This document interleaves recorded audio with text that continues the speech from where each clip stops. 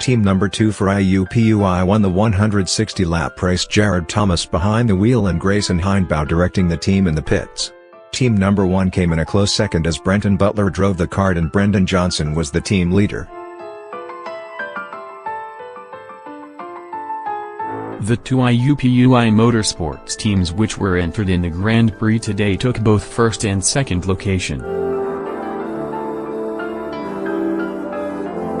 Driver Wyatt Dallenberg led Triangle Racing Team A to a third-place finish with Jared Thayer running the crew.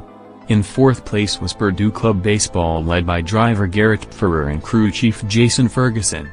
In fifth place was Phi Delta Theta, who brought along a huge fan base. Upon driver William Bennett's fifth-place finish, his supporters hoisted him up and carried him on their shoulders with pride. Philippe Sesko was the crew chief for Phi Delta Theta in the race.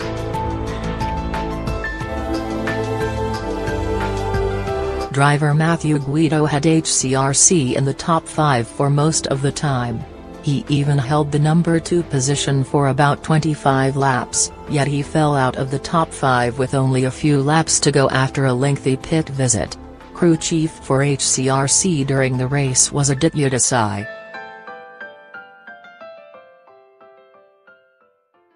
For about 90 of the 160 laps, IUPUI Motorsports Team number 1 was in the lead. Butler fell behind in the race after a few slow turns on the track. To make things worse for him, shortly after those challenging turns, he had a lengthy visit to the pit. These delays saw him fall out of the top 5 for a short time before returning around the 130th lap of the race. Once Butler lost his positioning, Thomas of IUPUI Motorsports Team number 2 took first place and never looked back. He was able to retain first place for 70 laps and towards the end, held a 3-lap lead over the second-place driver.